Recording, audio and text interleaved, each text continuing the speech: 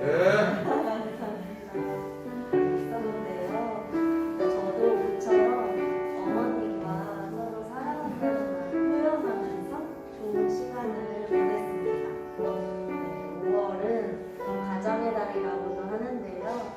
가족에 대해 더 많이 생각하고 가족의 소중함을 느끼게 되는 한 달인 것 같습니다. 저는 사실 어릴 적에 어머니께서 사랑한다고 이야기해 주시면은 그게 너무나도 당연하다고 생각했어요. 너무나도 당연한 애정 표현이다라고 생각했는데 지금 이제 성인이 되고 어머님이 그런 말씀을 해주시면 사랑한다고 얘기해 주시면 그 말 속에 어머니의 삶과 어머니의 세월이 보이는 것 같아요. 원래 어머니의 사랑은 항상 한결같고 늘 여전했는데 어릴 때 보이지 못했던 그 사랑의 시간 흔적들이 많이 보이게 되는 것 같습니다. 하나님의 사랑도 마찬가지인 것 같습니다. 하나님의 사랑, 그 역사와 이 땅 위에서 우리를 위해 오신 예수님의 삶이 이제는 아주 조금씩 보이는 것 같습니다. 5월은 봄 햇살보다 더 따뜻하고 깊은 하나님의 사랑을 더 많이 느끼시길 간절히 바랍니다. 아멘. 찬송가 579장 찬송가 579장 찬양하도록 하겠습니다. 찬송가 579장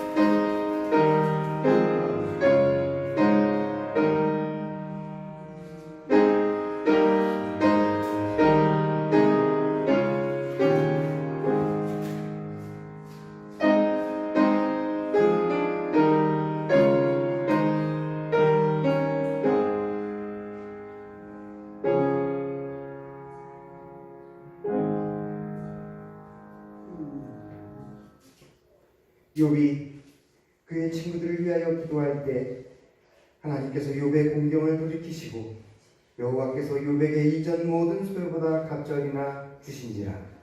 이에 그의 모든 형제와 자매와 이전에 알던 이들이 다 와서 그의 집에서 그와 함께 음식을 먹고 여호와께서 그에게 내리신 모든 재앙에 관하여 그를 위하여 슬퍼하며 위로하고 각각 캐시타그만 하나씩과 금고리 하나씩을 주었더라. 아멘. 사랑의 나신 하나님 아버지시여, 우리의 인생을 돌아보니 고난이 있었고 힘든 것이 있었고 또 즐거움이 있었고 행복함이 있었나이다. 그 모든 희노애락이 사랑과 함께 있었고 주님과 함께 있을 때 일어난 줄을 아나이다. 주여 우리와 함께하여 주옵소서. 영원히 우리와 함께하기를 간절히 바라며 예수님의 이름으로 기도했습니다. 다 함께 일어나셔서 찬송가 2장을 한 목소리로 찬양하도록 하겠습니다. 찬송가 2장.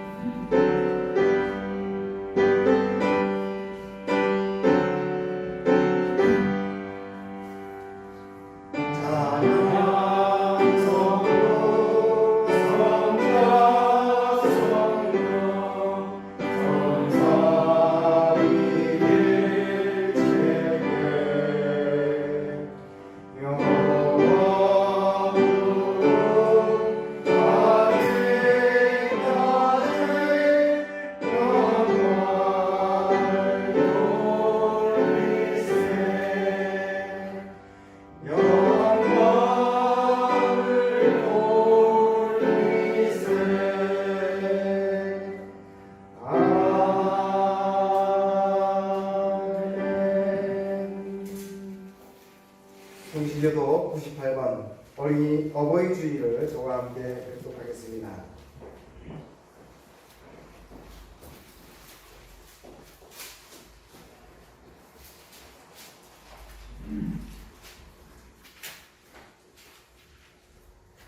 먼저 읽도록 하겠습니다. 내 부모를 공경하라. 그리하면 내 하나님 여호와가 내 입장에서 내 스님이 되리라. 내 아들아, 내 아비의 훈계를 들으며 내 어미의 법을 따라 떠나지 말라. 이는 내 머리에 아름다움하며 내 목에 금사슬이니라. 너를 낳은 아비에게 청종하고 내 늙은 어미를 경히 여기지 말지니라. 내 부모를 즐겁게 하며 너를 낳은 어미를 기쁘게 하라. 자녀들아, 주 안에서 너희 부모에게 순종하라. 이것이 옳으니라. 내 아버지와 어머니를 공경하라. 이것은 약속이 있는 첫 계명이니 이로써 내가 잘되고 땅에서 장수하리라. 아멘. 다 함께 사도신앙으로 우리의 신앙을 고백하도록 하겠습니다. 찬송가 맨 앞에 보면 사도신경이 나옵니다. 전능하사 천지를 만드신 하나님 아버지를 내가 믿사오며 그 아들 우리 주 예수 그리스도를 믿사오니 이는 성령으로 잉태하사 동정녀 마리아에게 나시고 본디오 빌라도에게 고난을 받으사 십자가에 못 박혀 죽으시고 장사한 지 사흘 만에 죽은 자 가운데서 다시 살아나시며 하늘에 오르사 전능하신 하나님 우편에 앉아 계시다가 저리로서 산 자와 죽은 자를 심판하러 오시리라. 성령을 믿사오며 거룩한 공예와 성도가 서로 교통하는 것과 죄를 사하여 주시는 것과 몸이 다시 사는 것과 영원히 사는 것을 믿사옵나이다. 아멘. 네, 자리에 앉으시겠습니다. 경배찬양 64장.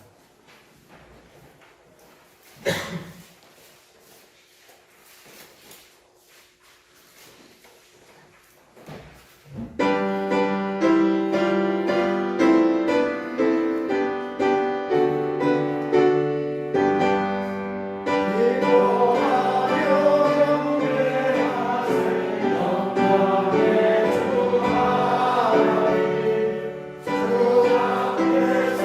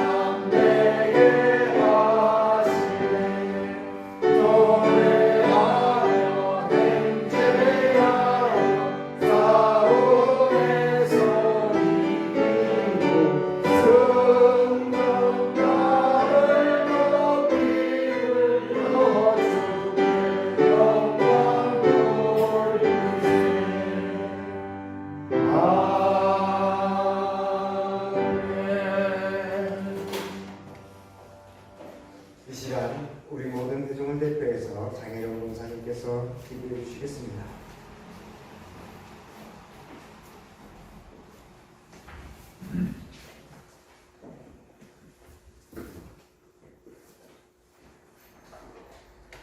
다 함께 기도 드리시겠습니다.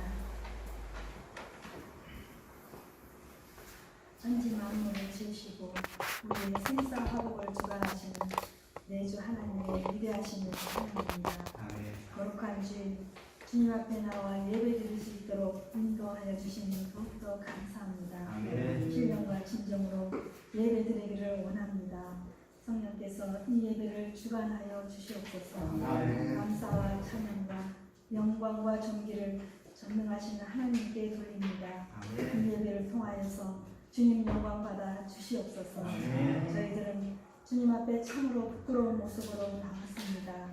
미련하고 나약하여서 시시때때로 언행으로 문제하였고 우리의 시선은 세상을 향해 있었음을 고백합니다. 어리석기 짝이 없는 우리를 용서하여 주시옵소서. 더디 믿는 우리를 불쌍히 여기시고 긍휼을 베풀어 주시옵소서. 거룩하신 하나님, 이 나라와 이 민족을 위해 기도합니다.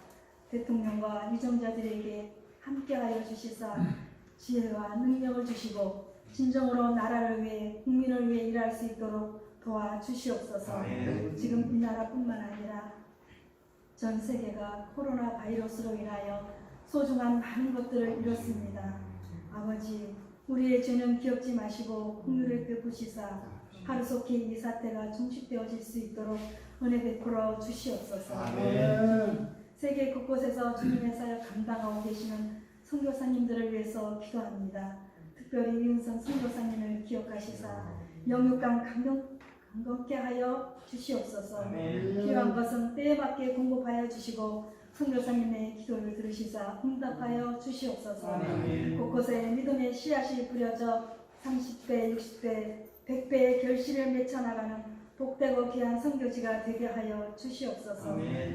사랑의 하나님, 신규중앙교회를 위해서 간절히 기도합니다. 말씀 증거하실 김혜정 목사님이 함께 하시사 영육의 강건함으로 채워 주시옵소서. 복되고 귀한 말씀 선포되어질 때에 세상을 이길 힘과 성화의 삶을 살아나갈 수 있는 능력을 얻게 하여 주시옵소서. 우리의 삶을 통하여서 예수님이 증거되기를 간절히 소망합니다. 이 아름다운 교회가 말씀이 살아 운동력 있게 하여 주시고 죽어가는 영혼들을 구원하는 사명을 잘 감당케 하여 주시옵소서. 마침내 저 빈자리들을 채워나갈 수 있도록 주님께서 함께하여 주시기를 간절히 기도합니다. 사랑의 하나님 아버지, 이 예배의 시종을 주님께 의탁합니다. 홀로 영광받아 주실 줄 믿사옵고 우리를 원하시는 예수님의 이름으로 감사하며 간절히 기도드렸사옵나이다. 아멘. 하늘에 계신 아버지, 이름이 거룩히 여김을 받으시오며 나라의 마음이시며 뜻이 하늘에서 이루어진 것 같이 땅에서 이루어지리라. 오늘 우리에게 일용할 양식을 주시고 우리가 우리에게 죄를 지은 자를 것 같이 우리의 죄를 사하여 주시고 우리를 시험에 빠지지 않게 하시고 악한 주옵소서. 나라와 권세와 영광이 아버지의 영원히 있사옵나이다. 아멘.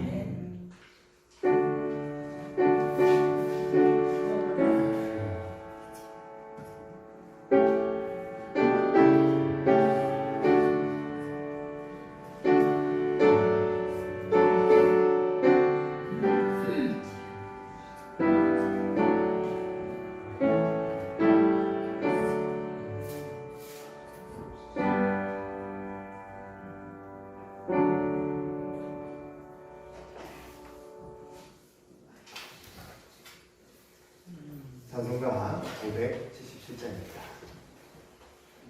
찬송가 577장을 부르시면서 준비하신 예물을 드리도록 하겠습니다.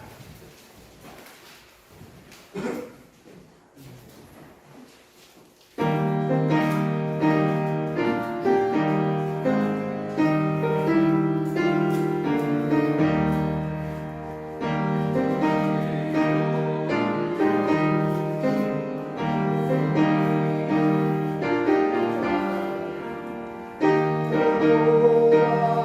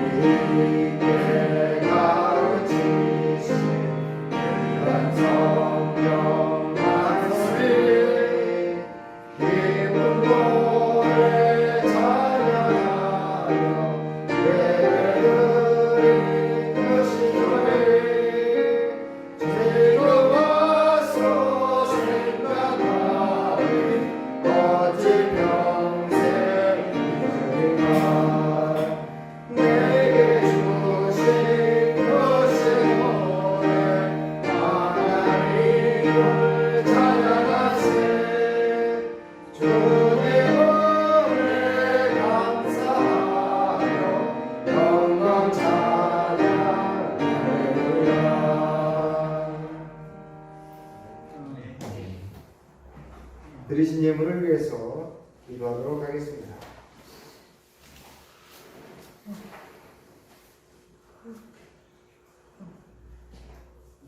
이우필 집사님 10회 1조 드렸습니다. 김기영, 김경숙 권사님 10회 1조 드렸습니다. 노경수 박인자 권사 10회 1조 드렸습니다. 김경숙 권사님 선교 예물입니다. 김기영 권사님 선교 예물 드렸습니다. 무명으로 감사예물 드렸습니다. 무명으로 감사예물 드렸습니다. 범사에 감사하여 김용삼, 정경순 권사님 예물 드렸습니다. 김경숙 권사님 생일 감사하는 예물 드렸습니다. 속회 예물도 드렸습니다. 드리신 모든 예물을 위해서 기도하겠습니다. 그저 답답하다 생각하여 집을 떠나면 자유가 있을 거라 생각했습니다. 떠나다 보니 가족만한 것이 없음을 고생하며 알게 되었나이다. 아무것도 손에 쥐고 있는 것이 없는 상황에서 울컥 만나고픈 얼굴이 있었습니다. 만나고 싶고 보고 싶은 얼굴이 생겼다니 조금은 철이 든 것도 같습니다. 육으로 다시 태중에 들어갈 수 없어 지나온 삶을 다시 살 수는 없지만 오늘을 사는 마음의 근원은 어머님, 아버님, 당신과 함께 살았던 시간임을 고백하나이다. 거긴 밥이 있었고 잔소리가 있는 곳이었습니다. 당신 그러니까 요셉을 기억하는 왕의 아들들도 이제 죽게 된 거죠. 그래서 이스라엘 사람들이 왜 여기 이렇게 많이 와서 살게 됐는지 300년이 지난 다음에 사람들이 잘 의식을 하지 못하게 된다. 300년이 지나고 그 과거에 그 이스라엘 사람들이 그 땅에서 유익했던 이야기들이 이제 사라지게 되니 애굽 사람들, 이집트 사람들은 겁이 나게 됩니다. 왜냐하면 이집트 사람들이 출산력이 좋았나 봅니다. 아기도 많이 낳고요. 또 이들이 그냥 아기만 많이 낳는 게 아니라 좀 똑똑합니다. 지금 유대인들이 세계를 장악했듯이 이 민족이 좀 독특하고 좀 성실하지 않습니까? 그러니까 이집트 안에서도 힘을 얻고 또 인구가 많이 늘어났나 봅니다. 그래서 이 성서에 보면 이 이집트 사람들이 여기 눌러앉은 이스라엘 사람들을 두려워하고 또 질투도 하고 겁을 냈던 것 같습니다. 1장 9절에서 10절을 보면 이들이 이집트 사람들이 이스라엘 사람들을 바라봤던 양가적인 두 가지의 감정을 볼 수 있게 되는데요. 우선 그들이 인구도 많고 정신적, 육체적으로 자기들보다 더 강한 것에 두려워했습니다.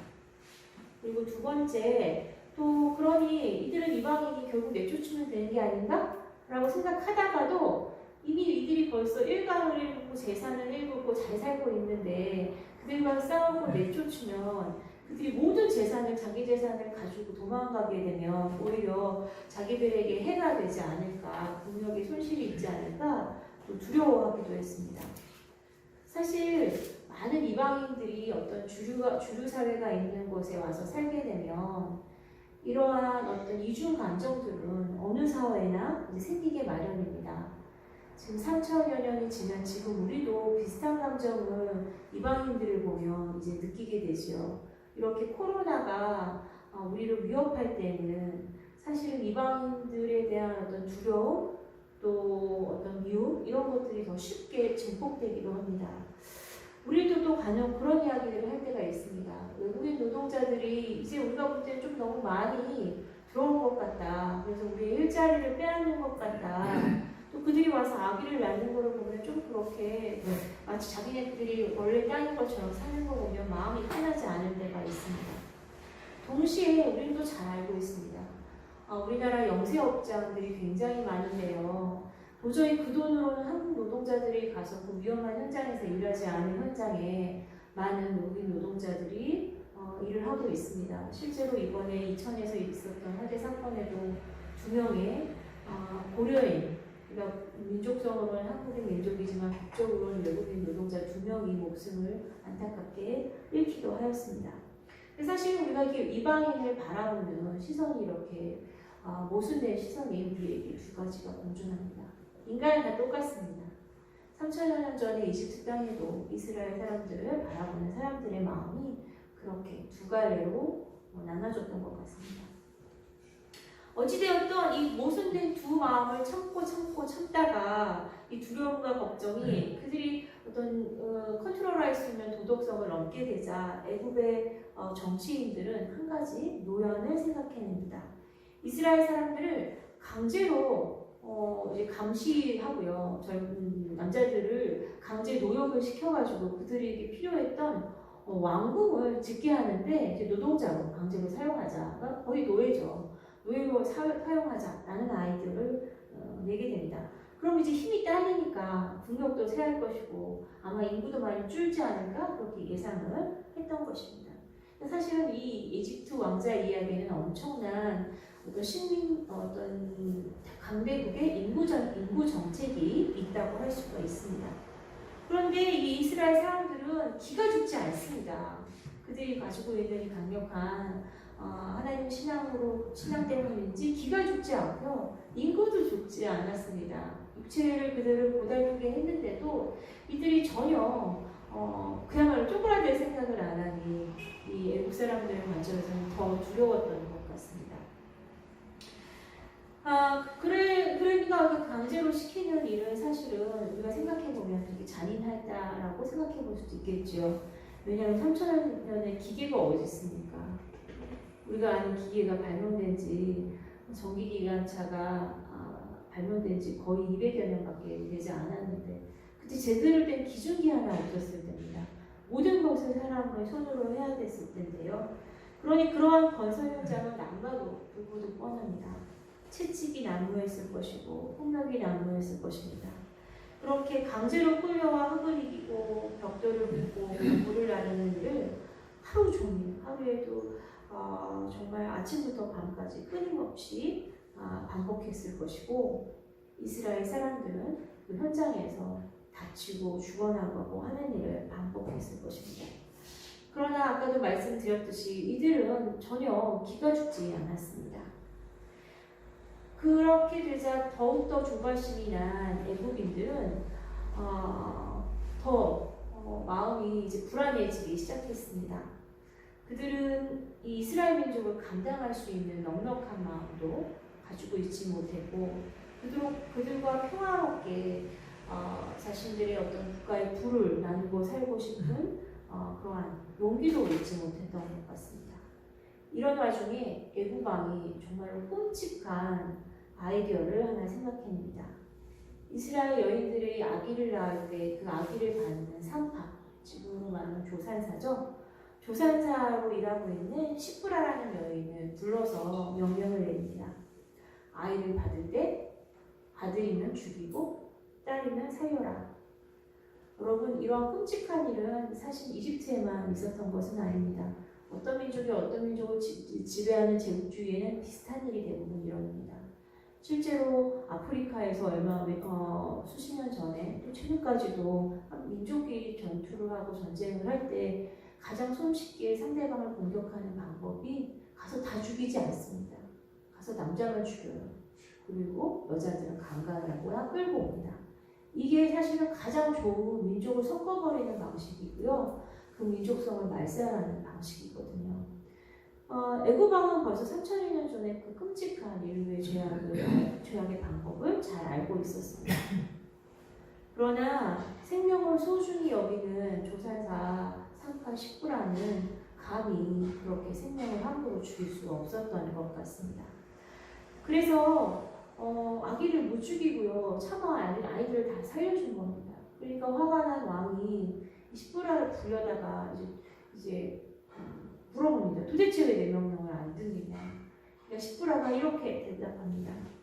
이 여인들은, 이스라엘 여인들은요, 애굽의 여인들보다 훨씬 더 강합니다. 예를 들면 우리나라 말로 그냥 속된 말로 승풍승풍 잘났습니다. 이 얘기를 제가 가기도 전에 벌써 자기 혼자 애를 낳고 애를 젖을 먹이고 자기 품에 애를 지키고 있는데 제가 어떻게 애를 빼앗아서 죽입니까?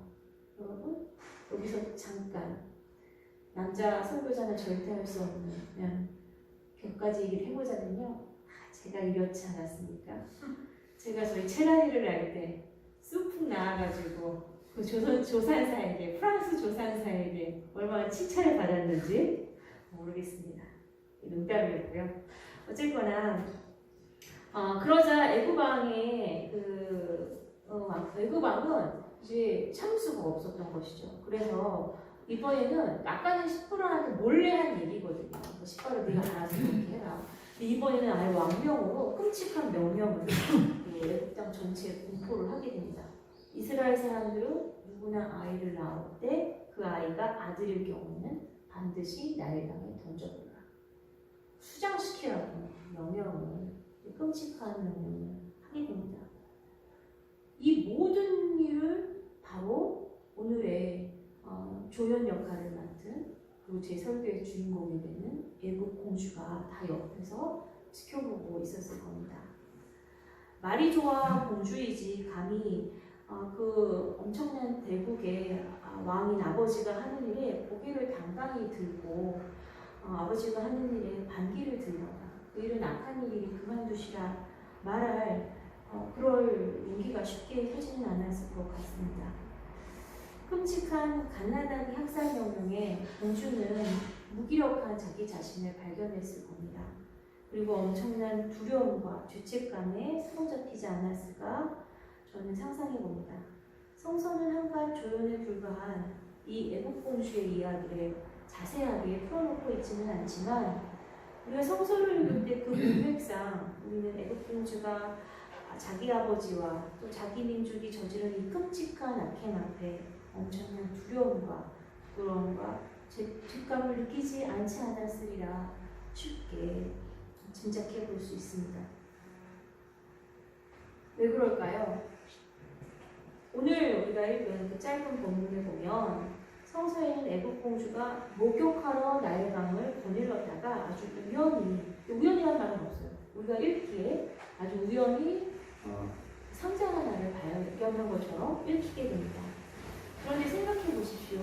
이미 벌써 왕의 명령으로 그들과 같이 섞여 살아 있고 인구도 굉장히 많은 유대인 이스라엘인들의 아기들은 나일강에 던져버려라 하는 그 명령이 벌써 그들이 사는 이집트 땅에는 많이 이제 퍼져 있지 않았겠습니까? 그러니 그 나일강은 슬픔과 죽음의 강입니다. 그런데 그 강에 목욕하러 갔다? 쌀고 했으나요? 무서워서라도 못 갈 것 같습니다. 두 가지, 그래서 여기서 우리가 두 가지 이유를 아마 생각할 수가 있을 겁니다. 왜 나일강에 목욕하러 갔는가? 물론 나일강은 이집트 사람들에게는 굉장히 신성한 강입니다. 그러니 거기에 까나나기들이 버려지건 그것과 상관없이 이집트 공주인 나는 그 왕이 그 강가에 가서 그 신비한 생명수에 몸을 담겠다라고도 우리가 생각해 볼 수 있을 것 같습니다. 그러나 또 다른 방식으로 생각하면 이 끔찍한 영아 학살이 일어나고 있는 이 자리에 목욕하러 갔다? 우리 또 반대로 상상해 볼 수 있을 수도 있을 것 같습니다. 아버지의 눈을 피해 목욕하러 간다는 핑계를 대고 가지 않았을까? 라고도 생각해 볼 수 있을 것 같습니다. 성경이 뭐가 맞는지 말해주고 있지 않기 때문에 제가 감히 여기서 전자가 맞는지 후자가 맞는지 속단하여 말하고 싶지는 않습니다. 저는 개인적으로 후자가 아니었을까라고는 생각하지만 전자여도 사실 크게 오늘의 말씀을 이해하는 데는 방해가 되지는 않습니다. 중요한 것은 애국 공주가 나일강 갈대 사이를 거닐었을 때 거기서 이상하게 상자 하나를 발견하자마자 우선 아기일 확률이 있다는 것은 그가 전자이건 후자이건 예상을 했을 겁니다. 그리고 아버지의 명령을 어기면서 그 두려움 속에서도 그 상자를 건져오라고 자신의 하녀에게 명령을 하였고, 그래서 그 아이는 아까 하녀는 상자를 가져오게 됩니다. 중요한 것은 애국의 공주가 그 아이를 그 물속에 아무리 그 상자가 아무리 그 방수 처리를 잘했더라도 곧 가라앉히게 되지 않겠어요? 그러니 그 아이가 그대로 수장되어 버리도록 놔주지 않았다는 사실입니다. 아쉽게도 성서는 여기서 아주 구구절절히 애국의 공주가 어떤 마음으로 그 아이를 살리게 되었는지 잘 말해주고 있지 않습니다. 또 어떤 생각으로 젖먹이를 찾아서 젖을 먹이고 또 어느 정도 젖될 때가 되자 그 집에 살게 하지 않고 자기 집으로 불러들여서 자기 아들로, 그러니까 공주의 아들이 왕자죠. 왕자의 신분을 주면서 자기 아들로 입양하게 되었는지 그 깊은 마음을 다 성서를 그냥 문자적으로 읽고는 알 수가 없습니다. 그러나 우리는 하나님이 주신 영으로 성서를 읽고 깊이 묵상하면서 애국공주의 상황과 그 마음을 우리가 추측해 볼 수 있지 않을까요? 처녀가 남자를 알지 못하고 잉태하여서 인간의 능력으로 할 수 없는 아기를 홀로 낳는 일도 세상에는 예수님을 제외하고는 일어나지 않지 않습니까?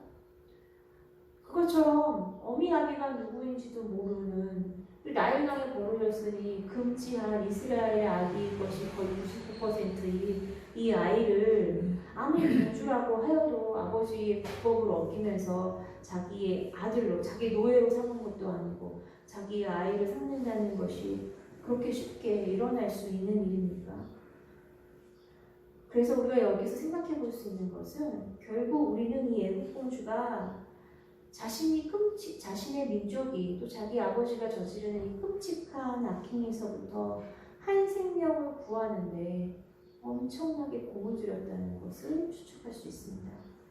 그 무시무시한 아버지와 아버지의 법, 또 국가의 법을 위반하고 또 그들에게 배신자로 몰릴 수 있는 그런 위기에서 얼마나 두려웠겠습니까? 그러나 그 가녀린 여인이 그러한 결심을 하였습니다. 저는 어쩌면 애국공주가 그 상자를 건지자마자 금세 나타난 그 어린 소녀, 실제로는 그 건져진 아기, 모세의 누이지요. 이 누이가 자기가 젖을 먹일 적당한 여인을 알고 있다라고 나섰을 때 이미 그 아기의 누이임을 눈치채지 않았을까라고 추측해봅니다. 그렇게 모든 것이 세팅된 행운이 어디 있겠습니까? 그냥 아기를 보았고 건졌고 갑자기 젖먹이가 나타났고 입양했다. 성서는 이 짧은 구절에서 애국공주의 마음을 세세히 말해주고 있지는 않지만 그래서 그렇기 때문에 우리는 마치 신문기사에 읽듯이 매우 건조하게 사실들을 전달받지만 생각해 보십시오. 방금 낳은 갓난아기들이 이스라엘 자손이라는 이름으로 나일강에 던져지는 엄청난 끔찍한 학살이 벌어지고 있고 그 이야기를 전해 들은 이 공주가 그 두렵고 떨리는 마음으로 목욕을 핑계 삼아 나일강을 걷지 않았겠습니까? 그리고 혹시나 하는 마음으로 그 갈대밭을 겉은 목욕하고 나온 채를 하지만 눈은 계속 끊임없이 그 갈대밭을 수색하며 무언가 있지 않을까 두려운 마음으로 쳐다보지 않았겠습니까? 바로 그러한 간절함이 있었기 때문에 그 여인의 눈에 귀중한 상자 하나가 발견된 것이 아니었을까 저는 생각합니다. 그리고 그때 이스라엘 소녀가 긴장한 얼굴로 자기가 다가와서 자기가 젖먹이를 안다고 얘기했을 때 그 아이의 표정은 어떻게 했었겠습니까? 젖먹이 알아요? 이렇지 않았을 거 아닙니까? 굉장히 두려웠겠죠. 이 아이, 우리 내 동생이 이스라엘 아이인 걸 발각되면 죽임을 당할 수도 있다. 애굽의 공주이니까 신뢰할 수 없잖아요. 더군다나 내가 젖먹이를 안다? 누가 봐도 이거는 자기 엄마, 애기 엄마의 이 발각되기 너무 쉬운데 그 얼굴에 아마 그 어린아이 아무리 영특해도 그 아이 얼굴에 다 드러났을 겁니다. 이집트 공주도 궁생활 그냥 쉽게 하는 게 아닙니다. 엄청난 정치적 암투 속에 공주라는 직분을 유지하려면 그 정치적 센시빌리티가 엄청났을 겁니다. 아마 눈치챘을 겁니다. 이 아이의 엄마가 이 아기의 엄마일 수도 있다는 그러한 생각을 하지 않았을까 생각합니다. 그러나 묻지 않습니다. 물으면 이 아이는 이스라엘 아기라는 것이 너무 명백해지니까. 지혜롭게 그럼 네가 가서 먹이고 내가 삭슬을 주겠다. 그 이후에 이제 젖을 뗄 때쯤 이 아이를 거기에 그냥 내버려 두거나 하고 자기를 노예로 삼지 않고 더 안전하게 이집트 왕자라는 신분을 부여하게 됩니다. 그러한 방식으로 이 이집트 공주는 그 당시에 버려지고 학살된 많은 아기들을 살릴 수는 없지만 그들을 죽게 내버려 두는 그 엄청난 무기력함 속에서 그래도 단 하나의 아기만은 지켜냅니다. 그렇게 이스라엘 공주는 아버지의 법을 어기면서 자기 민족의 악행을 반대하며 이스라엘 백성을 나중에 모두 구하게 될 단 하나의 아기를 구하게 됩니다.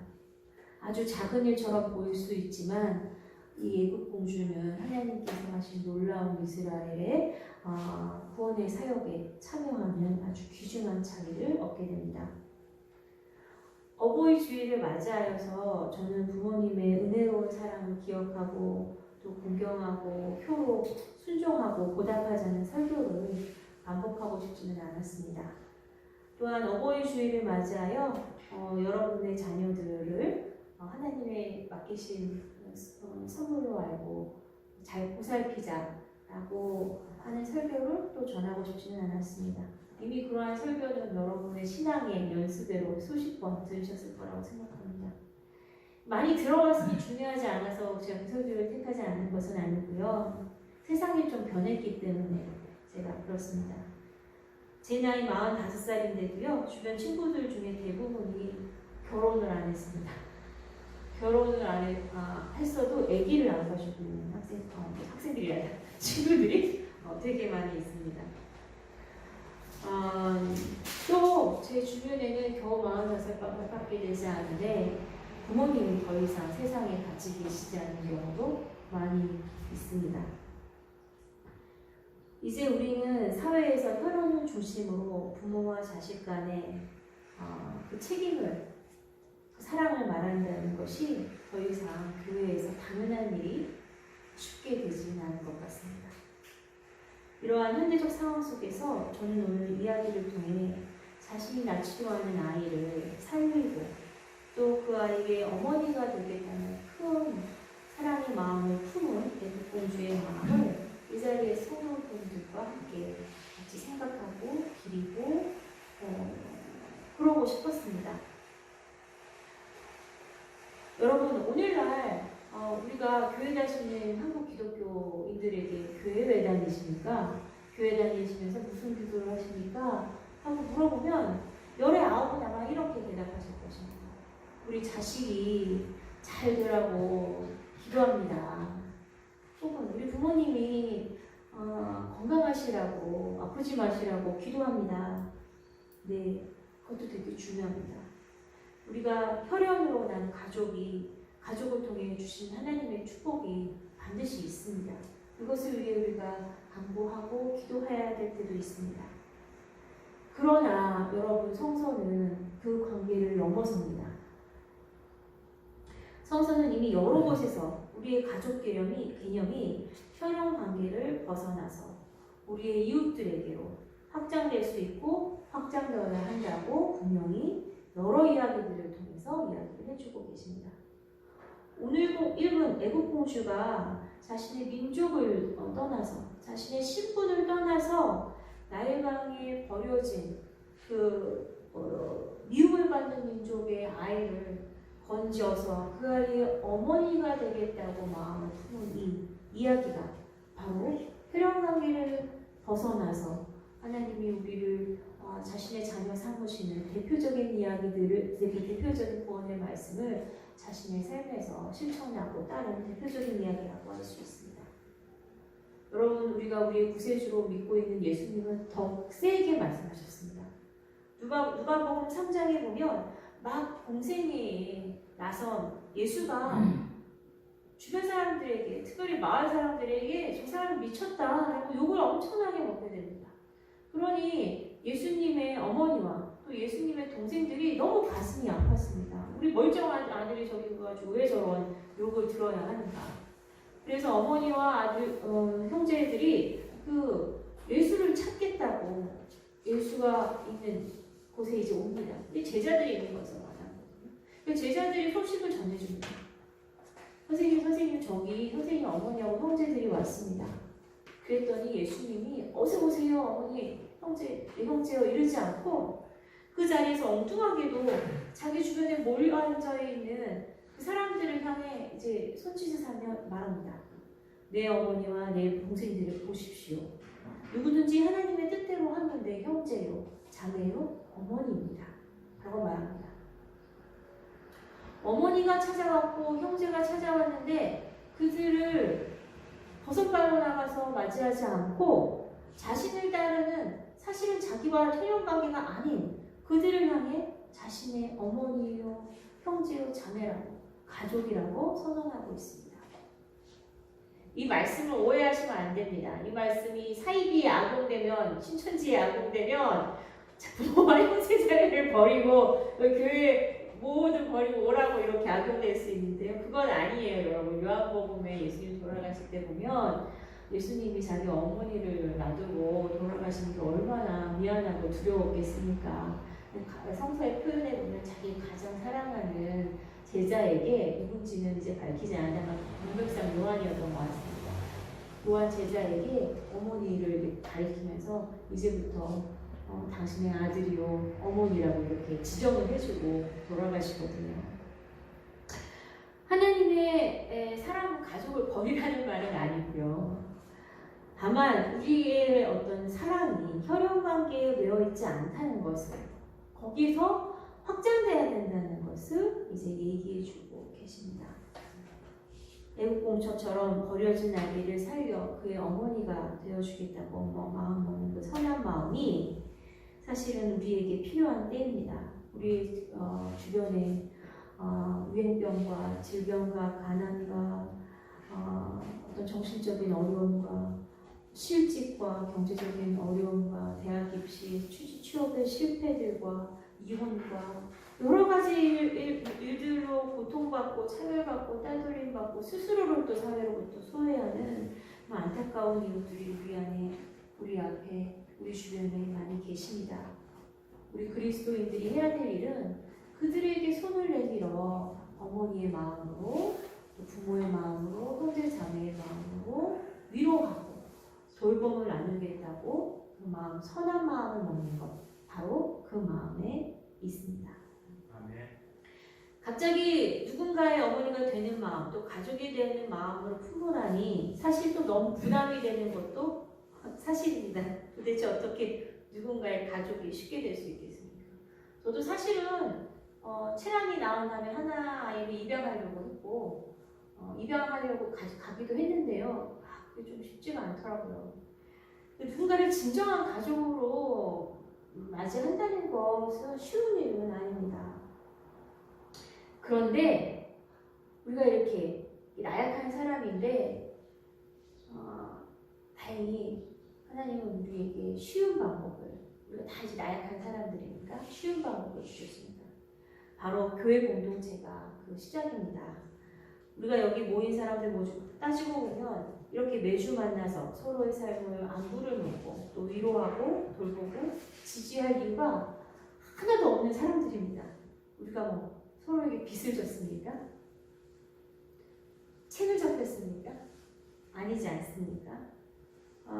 그러나 교회 공동체는 그렇게 서로에게 하나의 걸릴 것 하나도 없는 사람들끼리 모여 오직 예수 그리스도를 믿는다는 그 마음 하나로 서로를 돕고 삶을 보듬어주고 우리 중에 약하거나 또 갑자기 어려움에 처한 형제자매가 있으면 그 처지를 보살펴주고 위로해주는 그런 공간으로 우리 모두가 초대되었습니다. 그리고 우리가 이러한 공간 안에서 안전하게 보다 쉽게 우리가 서로에게 형제 자매가 되어주고 부모와 자녀가 되어줄 때 그때 우리가 지금은 우리 안에 믿음의 동역자들이 많지 않다라고 걱정하고 있지만 그렇게 우리가 안전하고 안락하고 위로와 어떤 돌봄의 공동체가 될 때 우연히 이 공동체에 예배를 드리러 왔다가 온 그러한 사람들이 우리에게 형제와 자매와 자녀가 되지 않겠습니까? 그렇게 우리의 위로와 돌봄 속에 뿌리를 내리고 성장하지 않겠습니까? 자, 그래서 여러분들이 우리 서로가 이렇게 서로에게 위로와 돌봄이 되어주자는 이 메시지를 좀 더 확인하기 위해 제가 하나의 작은 퍼포먼스를 준비했습니다. 오늘 어버이 주일인데 왜 꽃을 저희 갖다 놓고 나눠주지 않나, 안 뽑아주나 이렇게 생각하시는 분들 계실 텐데요. 오늘 당연히 꽃을 준비했고요. 그러나 이 꽃은 평소와 다른 방법으로, 다른 의미로 나눠드리도록 하겠습니다. 오늘은 자녀가 있다고 해서 이 꽃을 당연히 가질 수 있는 것은 아닙니다. 오늘은 오직 애국 공주가 품었던 마음처럼 공경과 위험에 처한 사람들, 우리의 이웃들을 건져내어서 위로하고 보살피겠다는 그 작은 마음이 그 씨앗처럼 내 마음에 뿌려지신 분들, 그리고 그 마음을 믿음으로 결단하신 분들에게 카네이션을 스스로 가져가도록 하고 싶습니다. 그러니 이 꽃은 공경과 감사의 꽃이 아니라 믿음과 결단의 꽃입니다. 네, 목사님, 나는 돌아다니시면 됩니다. 꽃을 들고. 제가 저기 뒤에 꽃이 있는데요. 목사님께서 받기 일주일 전이어서 그런지 영빨이 막 엄청난 것 같습니다. 제가 딱 17송인가 18송이를 준비했는데 여기 17분이 계세요. 저는 한송이 있습니다. 저기 하나 돌아다니시면서 마음에 내가 그래도 큰 건 아니어도 우리 주변 사람들에게 조금만 위로나 돌봄을 해야 되겠다라고 생각이 드시면 나이와 상관없이 자녀의 유무와 상관없이 이 꽃을 받으시면 됩니다. 안 받으신 분은 손을 들어주십시오. 안 받으시고 싶으신 분은 양말을 손에 들어서 이렇게 흔드시면 안 받으시는 걸로 알겠습니다. 어머니의 마음 안 받는 걸로 하겠습니다. 네, 감사합니다.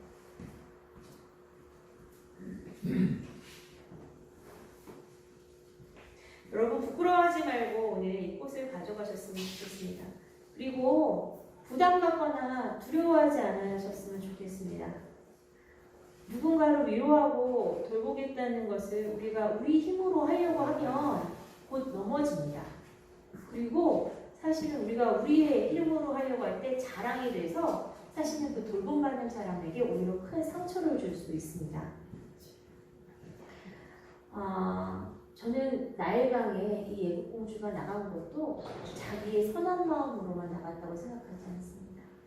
무언가 그 마음 중심에 울리는 소리가 있었고 그를 괴롭히는 소리가 있었고 그를 나일강으로 이끄는 그 힘이 있었을 것이라고 생각하고 우리 그리스도인들은 그 힘을 하나님의 힘이라고 생각할 수 있을 것 같습니다. 여러분이 누군가에게 힘이 되고 주고 싶고 또한 선한 마음으로 그들을 위로하고 돌보고 싶다는 마음이 들어서 그 씨앗을 뿌렸을 때 거기에 물을 주고 햇볕을 주고 그것을 잘 크게 키우시는 분은 하나님이라고 믿습니다. 오늘 이 카네이션을 통해서 여러분들을 지원하시고 또한 지키시는 하나님의 도우심을 소망하고 그것을 소망하는 것 자체가 우리 그리스도인들이 2020년 이 땅에 품을 수 있는 믿음이라고 말씀드리고 싶습니다. 아멘. 다 같이 기도하시겠습니다. 사랑의 하나님 감사합니다. 오늘 이 작은 사람이 주님의 말씀을 두렵고 떨리는 마음으로 전했습니다. 하나님, 애국 공주가 사람을 모세를 구했던 일들을 여태까지 우리는 공주이니 얼마나 좀 당연히 해야 되는 일 아니야? 이렇게 생각해 왔던 것 같습니다. 그러나 우리가 주의를 기울이고 이 말씀을 묵상하면서 사실 그 일이 얼마나 쉽지 않았을 일인지, 그의 마음속에 무거운 돌 하나가 놓여져 있어서 그 돌을 그 두려움과 그 죄책감에 이끌려 나를 강에 나가지는 않았는지, 또 그 아이를 살리는 그 두렵고 떨리는 마음을 우리가 같이 공감하고 느껴보았습니다. 하나님, 우리가 살다 보면 이렇게 모세처럼 큰 위기에 처한 사람을 만나기는 쉽지 않지만, 그래도 우리 주변에 크고 작게 어려움에 빠지고 있는 우리의 이웃들, 직장 동료들, 우리 친척들, 우리가 전혀 모르는 사람들에 대해서 소식을 듣게 됩니다.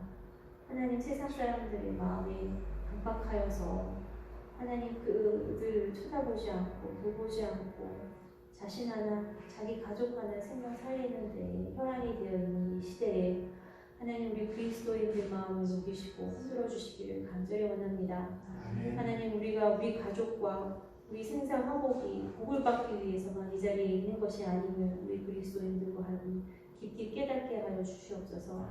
세상에 많은 사람들이 그리스도인들에게 손가락질을 하고 우리에게 사랑이 있는가 하고 물어보고 있습니다.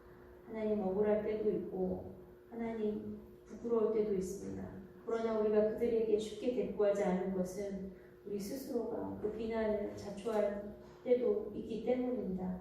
이 자리를 통해서 하나님, 우리 신길중앙교회가 서로가 서로에게 위로와 돌봄이 되어줄 수 있는 그런 공동체가 될 수 있도록 하시고, 우리의 이러한 정말 노력과 믿음이 이 자리에 정말 많은 세상에 위로받지 못하고 어려움을 처한 사람들이 이 자리를 스쳐서 지나갈 때 안락함을 느끼고 편안함을 느껴서 믿음의 같이 동반자가 될 수 있도록 결심하고 결단하는 귀중한 자리와 사람들과의 관계가 될 수 있도록 하여 주시옵소서. 예수님의 이름으로 잠시 기도했습니다. 아멘.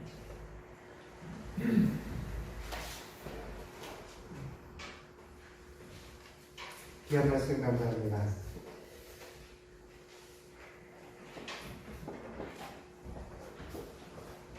네, 오늘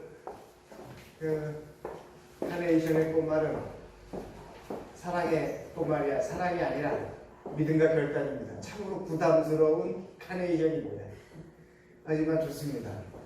카네이션의 꽃말이 믿음과 결단이 이제부터 믿음과 결단이 된다는 거 참 좋은 것 같습니다. 그리고 우리 성도님들 서로 얼굴 보시면서 인사하실 때 이제 우리가 그리스도 예수 안에서 형제 자매가 된 것이라고 하지 않았습니까? 물론 누구로는 당신 누구세요 얘기했지만 믿음에 따라서 예수 그리스도를 믿는 그 믿음에 따라서 당신이 나의 형제고 당신이 나의 자매가 되는, 우리는 믿음 안에서 형제 자매가 되신 분들입니다. 그래서 서로 얼굴을 보시면서 우리 여성분에게는 자매님 사랑합니다. 그리고 남성 되신 분에게는 형제님 사랑합니다. 이렇게 서로 얼굴을 보시면서 이렇게 앞뒤로 얼굴 보시면서 인사를 나누도록 하겠습니다. 형제님 사랑합니다. 자매님 아름답네요.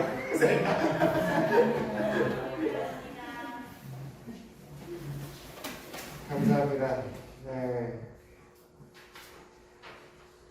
사랑이 점점 눈덩이처럼 커져서 나부터 사랑하고, 가족을 사랑하고, 그리고 우리 이웃을 사랑하고, 주변을 더 많이 사랑하는 신길중앙교회가 되기를 바랍니다.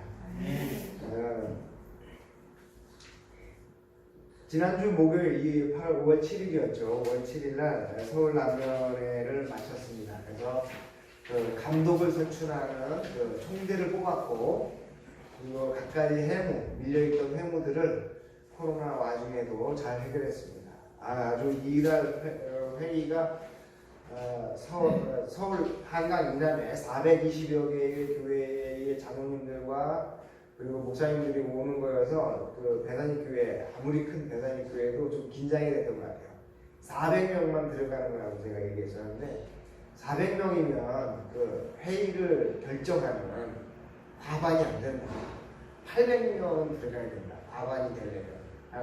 1420개 교회 1500명의 회원이니까 그 과반은 들어가야 된다. 그러니까 800명까지는 들어갈 수 있게 해놨더라고요. 근데 그거 할 때 그 라텍스 장갑 끼고 마스크 끼고 열 재고 심지어는 이렇게 막 그 위생복인가요? 하얀색 그 쓰고 와서 이렇게 하니까 정말 이게 장난 아니네. 걱정됐었는데 참 걱정되죠. 그 한 번의 회의에서 감염자 나오면 한강 이단이 다 감염되는 거 아니겠어요? 움직이지도 못하고 그 자리에 앉았다가 장갑 안에 끼고서 땀 삐삐 나가지고 고생만 잔뜩 하다가 도망갔어요. 회의는 잘 진행됐습니다. 모두가 여러분들의 관심 덕분입니다. 자, 그리고 어느 게 전염병이 완전히 사라지진 않아서 애차는 되도록이면 안 하려고 그랬는데 오늘 아주 특별하게 어버이 주일이라고 우리 교회의 청년인 남현희 전도사님께서 어저께 김밥채를 준비하고 김밥을 많이했다고 해서 특별하게 애차에 준비되어 있습니다. 가시지 마시고 맛있게 드시고 가시기 바랍니다. 오후에 성경 공부는 없습니다. 수요 예배와 속회를 저녁 7시에 드리고 있습니다. 조용히 기도하실 게 있으시거나 성경 공부를 하는 게 원하시면 같이 와서 함께 예배 드리고 그렇게 하겠습니다. 오늘 5월 10일 어버이 주일 그리고 22일 날 한 주 뒤인데요. 다음 주 22일 금요일 날 저희처럼 이렇게 조그만 상가에 있는 교회 목사님들의 이렇게 모임이 있어요. 참 어렵게 예배드리고 조그마하지만 신앙을 지키고 있는 작은 교회 모임이 있는데 그 작은 교회 모임의 연합기도회가 저희 교회에서 해야 됩니다. 제가 강력하게 입김을 얻죠. 우리 교회에서 해야 된다. 욕심이 나서 모여라. 그래서 같이 모여서 기도하도록 하겠습니다. 그게 22일 금요일 8시입니다. 부모님들 퇴근하시고 오다가 혹시 생각나시면 문자도 하나 드리도록 하겠습니다. 함께 기도하고 찬양하고 성경 보도록 하겠습니다. 다음 주 토요일, 이번 주 토요일이죠. 16일 춘천 산천 무지개교회에서 김인영 사모님 목사 안수식이 지내고 스스로 광고를 해주셨는데 죄송합니다. 우리 성도님들 많이 가고 싶을 텐데 가는 인원이 제한될 수밖에 없는 상황을 이해해 주시기를 바랍니다. 그리고 목사는 목사죠. 우리 김혜령 사모님한테 이거 증서는 있는데 단지 이게 기름 부음을 받는 안수기도가 없어요. 그래서 반쪽짜리 목사라고 스스로 생각하고 있는데 그거를 결론짓는 16일 토요일 날 형식적으로 완벽한 목사가 되는 날이라는 생각이 듭니다. 축하해 주십시오. 가문의 영광일 거라고 생각합니다. 또 제가 전하지 못한 광고 혹시 있나요? 네. 없으면 우리 다 함께 찬송가 579장 찬송하시고 기도하는 시간인데 제가 특별하게 기도 주문하지 않겠습니다. 다시 한번 말씀드리지만 오늘 이 시간 그냥 오시지 아니하고 예배하러 온 거니까 여러분들 안에 있는 각자 사연 없는 사람 어디 있겠습니까? 문제 없는 사람 어디 있겠습니까? 사연 가지고 오신 거, 문제 안고 오신 거 기도 시간에 오늘 기도하시고 그리고 정말 어머니 된 마음으로 나부터 내 문제부터 기도하고 그 다음에 우리 가족 그 다음에 이웃, 사회, 국가 점점 기도의 것들을 확장해서 기도해 주시기를 바랍니다. 특별히 무엇을 위해서 기도해달라는 말은 하지 않겠습니다. 여러분들이 기도하는 기도가 기도의 향연 접시에 올려서 올라간다고 생각해 주십시오. 자, 앉으세요. 오늘 지실 거예요.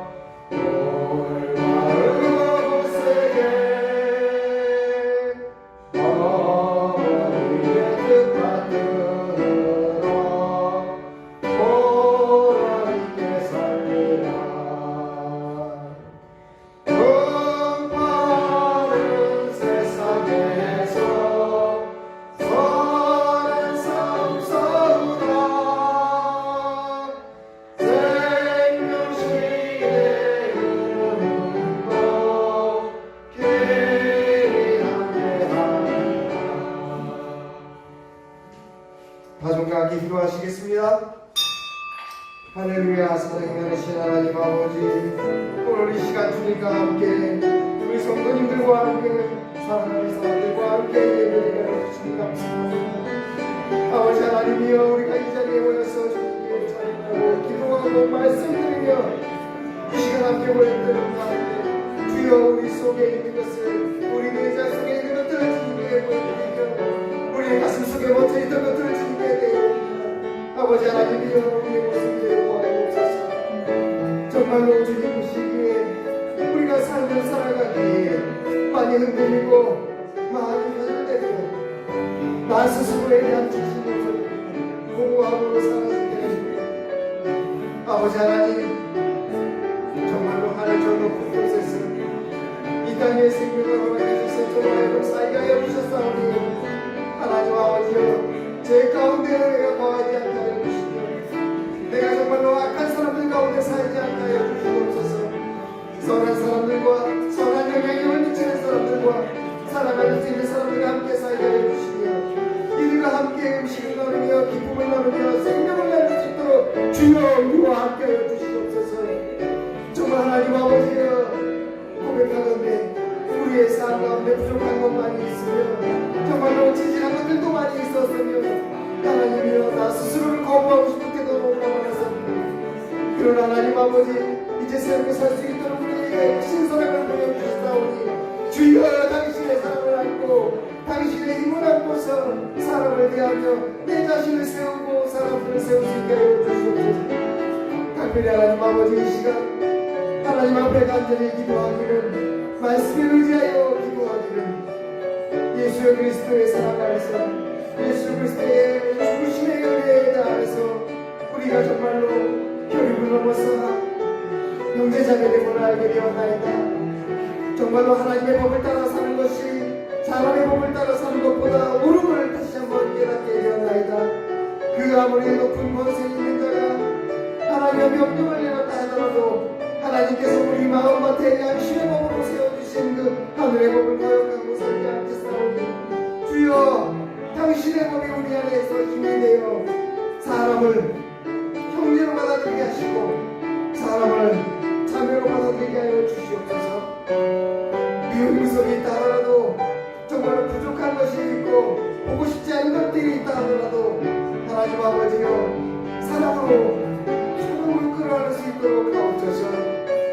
정말로 내 욕심의 기질을 따른다면 나의 욕망의 길을 따른다면 예수 그리스도의 사랑의 힘을 받기가 너무나 어렵다는 거 잘 알고 있습니다. 그러나 하나님 아버지께서 우리에게 세워주신 그 커다란 하늘의 법 양심의 법을 따라 살며 정말 예수 그리스도의 사랑을 실천할 수 있도록 하옵소서. 내가 있는 자리에서 사람들을 사랑하게 하여 주옵소서. 주께서 그렇게 해주실 줄 믿나이다. 그렇게 살기를 원하나이다. 주여 우리와 함께 하시고 사람들께서 세상을 펼쳐주옵소서.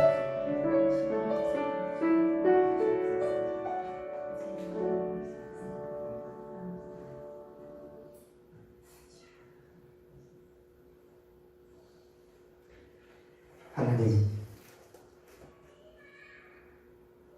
하늘 높은 곳에서 낮은 이 땅 위에 와주신 예수님의 사랑에 너무나 감사드립니다.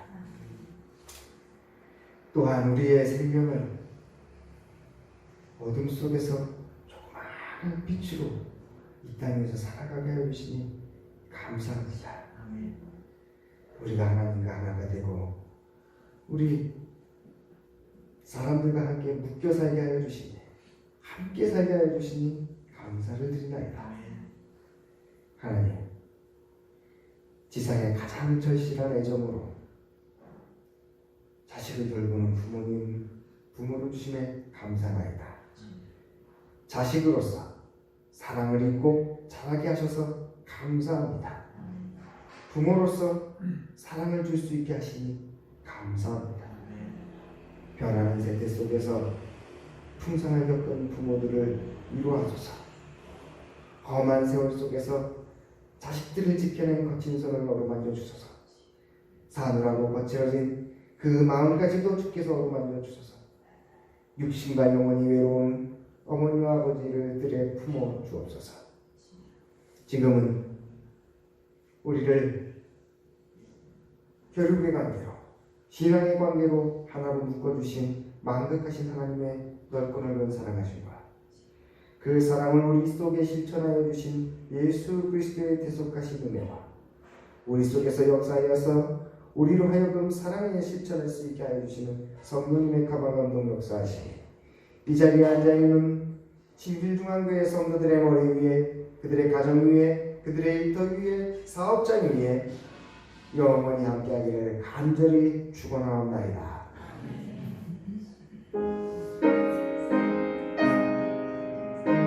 주여